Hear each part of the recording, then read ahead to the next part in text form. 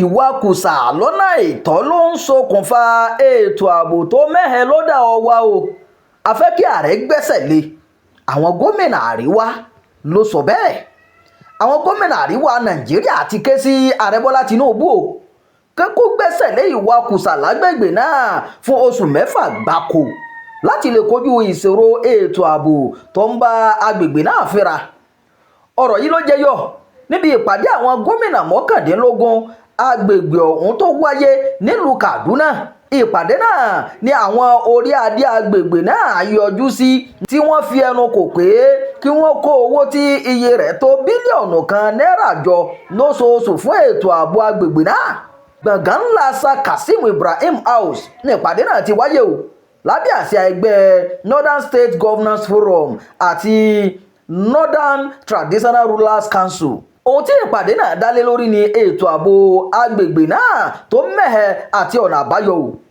gómìnà ìpínlẹ̀ Gombe àti adarí ẹgbẹ́ NSGF Inuwa Yahaya sọ pé àwọn ti ṣàkíyèsí pé ìwakùsà lọ́nà tí kò bá òfin mu ló ń rú àwọn agbébọn àtàwọn ọ̀daràn míì lágbára lágbègbè ọ̀hún o.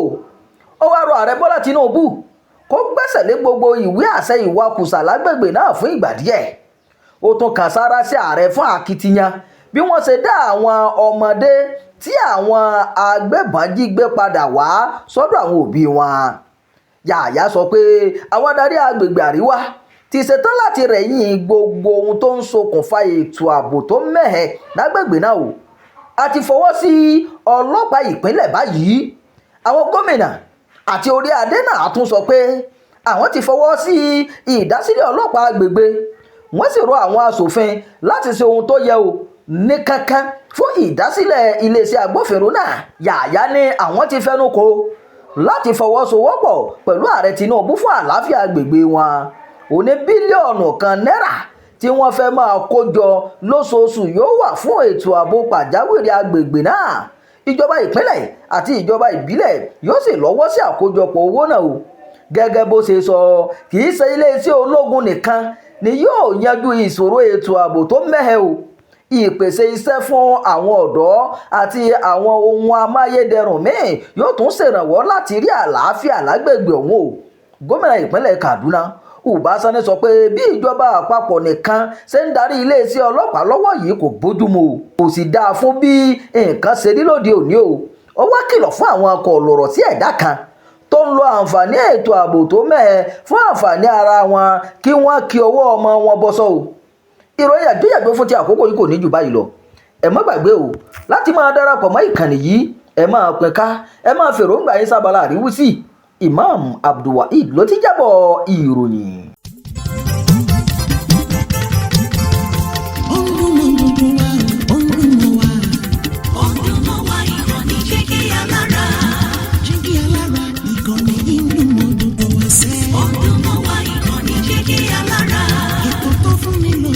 Ètò tó ń lani lọ́yẹ̀ wà ń bẹ̀. ọdún mọ́ wá ìkànnì Jígí Alára. ìròyìn lóríṣiríṣi tàbí mọ́ bó ṣe ń lọ láwùjọ. ọdún mọ́ wá ìkànnì Jígí Alára. ìkànnì Jígí Alára. Jígí Alára. Jígí Alára. Jígí Alára. ìkànnì Jígí Alára 24 bàbá gbogbo.